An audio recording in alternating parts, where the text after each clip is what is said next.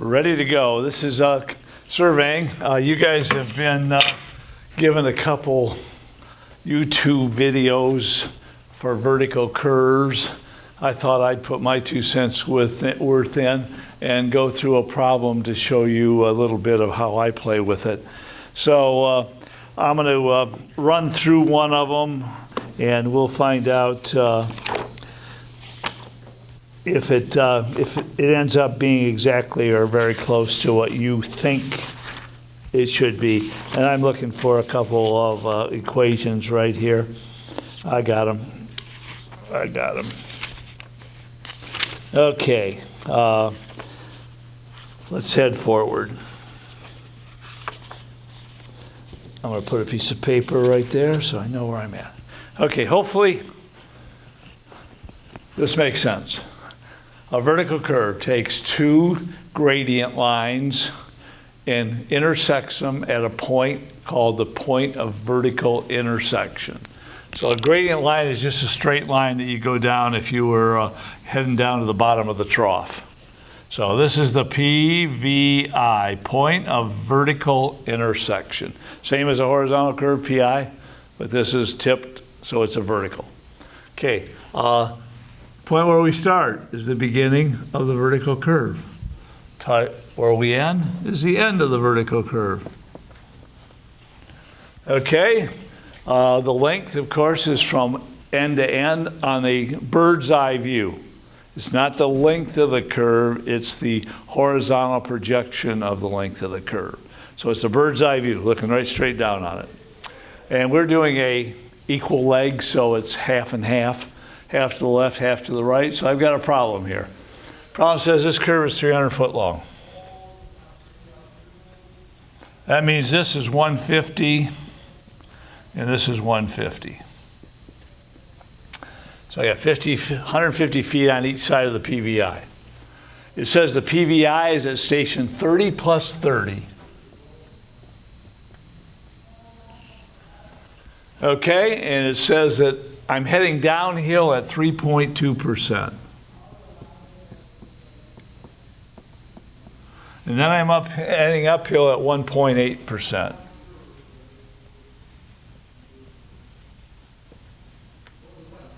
Okay, there's the data.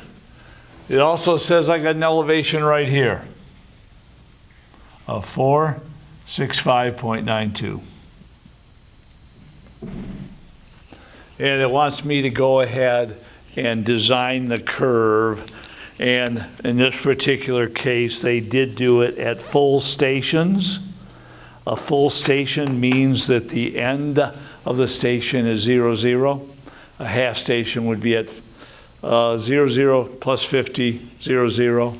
Quarter station would be 0, 0 plus 25 plus 50 plus 75 and 0, 0. So this is full station. So we're going to lay it out at 100-foot stations. So in order to do this, I've got to fill in my chart. I put my chart over there. That's the one I use. Hopefully it's close to what you think it should be. I need to know the beginning and the ending stations. So all I got to do is take the station, subtract the length, write the station. So that station and that station are 150 foot from here. So once again, just like we've always done, get rid of the plus. 30 minus 150. Put the plus back is 28 plus 80. So right here is 28 plus 80. Okay, now I take the 30 plus 30, get rid of the plus, 30, add 150 to it, 3180. And if you take the 2, hopefully you've got 300 foot. 28 plus 3 is 31. Perfect. Okay, that gives me, so now I can set this little sucker up. I can put beginning of the vertical curve is at 2880. PVI is at 30 plus 30. End of the vertical curve is at 3180.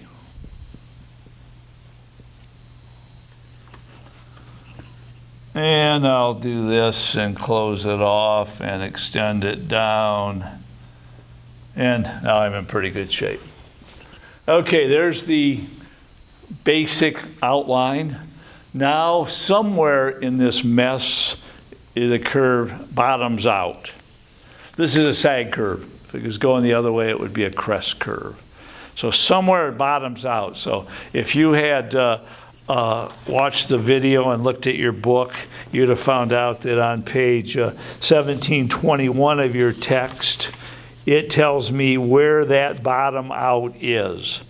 X equals G1 times L over G1 minus G2. So X is G1 times L. There's the higher low point. It's the equation for it. Okay, my G1.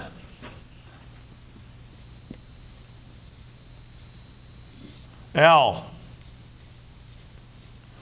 G1 minus G2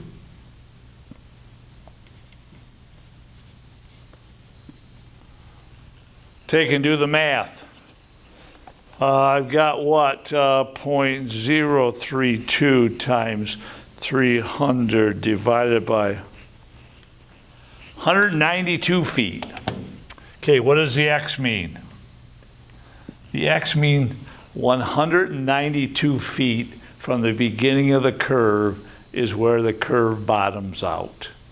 So what do I have here? I've got, there's 150, there's 200. Okay, I got 50 feet. I'm going to kind of do this with a scale so I can get it halfway right. Let me see where I'm at. I use this as a foot equals 150. So if I'm a 192, there's 150. That's about 4 inches or so. So right in here somewhere, right in there somewhere, that curve's going to bottom out. So I'll draw him in there the best I can. May not be pretty.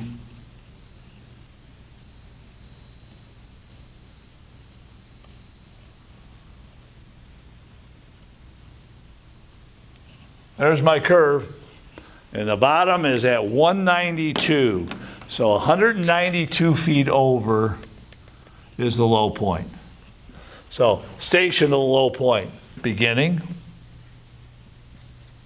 plus 192.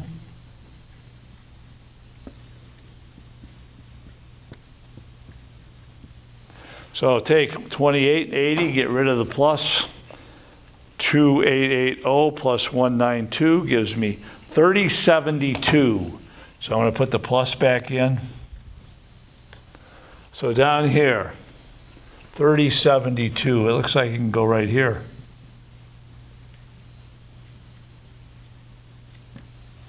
Okay, now I fill it in with pluses. So 2880, the next plus is 29. Next 100 is 30. 72, the next 100 is 31. So there's my layout right there. So that's what I hope to have when I get done, is a layout that looks like that. That looks perfect according to the book and according to my head, so we're done. Okay, delta X. Pretty simple. Delta X is the distance between adjacent stations. So I'm going to grab a little note I did here. Make sure. Okay, now this is a problem child. This is the center. Okay? This is the center. We're going to have two X's. Well, we got 3. You already did one of them. Find the low point.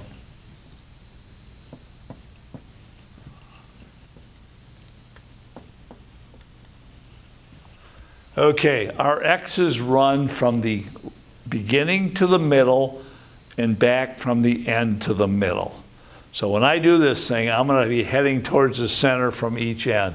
So 2880 to 2880 is 0. 2880 to 29 is 20 feet. 2880 or 29 to 3000 is 100 feet. 30 plus 30 is 30 feet. Okay, going the other way.